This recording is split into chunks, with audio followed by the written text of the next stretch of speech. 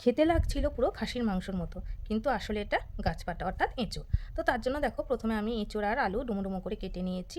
তার সাথে নিয়েছি কিছু চিংড়ি মাছ। চিংড়ি মাছটাকে প্রথমে আমি লবণ হলুদ মাখিয়ে নিয়ে একটু ভেজে নেব। তো কড়াইয়ে তেল গরম করে নিয়ে চিংড়ি মাছগুলো দিয়ে দিলাম। এবার চিংড়ি মাছগুলোকে আমি লাল করে ভাজা অবধি অপেক্ষা করব। তো লাল করে আমি ভেজে নিলাম। ভেজে নিয়ে মাছগুলোকে তুলে রাখবো।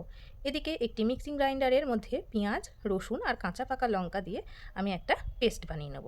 তো পেস্টটা বানিয়ে নেওয়ার পর কড়াইয়ে তেল গরম করে তার মধ্যে আমি দেব শুকনো লঙ্কা আর গোটা জিরে ফোড়ন। শুকনো লঙ্কা আর গোটা জিরেটা ফোড়ন দেওয়ার পর একটু নাড়াচাড়া করে যখন গন্ধ বেরোবে তখন আমি কেটে রাখা আলুগুলো দিয়ে দেবো।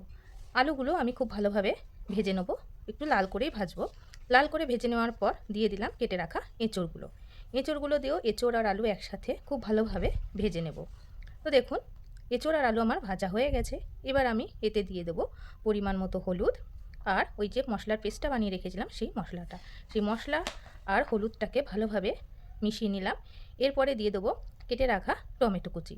টমেটো কুচি দেওয়ার পর সেটাকেও ভালোভাবে কষিয়ে নেবো যাতে টমেটোর কাঁচা গন্ধটা চলে যায়। এরপরে একে একে জিরের গুঁড়ো, কাশ্মীরি লঙ্কার গুঁড়ো, আদা বাটা আর একটু স্বাদ অনুযায়ী লবণ দেওয়ার পর সমস্ত মশলা দিয়ে এঁচোড় আর আলুটাকে খুব ভালোভাবে কষিয়ে নেবো যতক্ষণ না তেল ছেড়ে আসছে। এর মাঝখানে আমি একটু জল দিয়েছিলাম কারণ গুঁড়ো মশলা যাতে লেগে না যায়। আর দিলাম একটু স্বাদে ব্যালেন্স আনার জন্য চিনি। তা এগুলো দেওয়ার পর আমি খুব ভালোভাবে দেখুন কষে নিচ্ছি। মশলা থেকে প্রায় তেল ছেড়ে এসেছে এবং এঁচোড় আর আলু আমার কিন্তু কষা কমপ্লিট। এরপরে আমি দিয়ে দিলাম সেই ভেজে রাখা চিংড়ি মাছগুলো। চিংড়ি মাছগুলো দিয়ে ভালোভাবে একটু নাড়াচাড়া করে নিয়ে এই পুরো তরকারিটা আমি প্রেশার কুকারের মধ্যে দিয়ে দিলাম। প্রেশার কুকারে দিয়ে 3 থেকে 4টে সিটি মেরে নিয়ে আমি নামিয়ে নিলাম।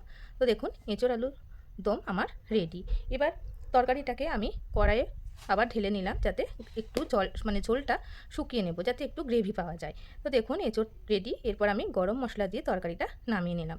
তো গরম ভাতে সার্ভ করে নিলাম। কেমন হয়েছে অবশ্যই জানাবেন।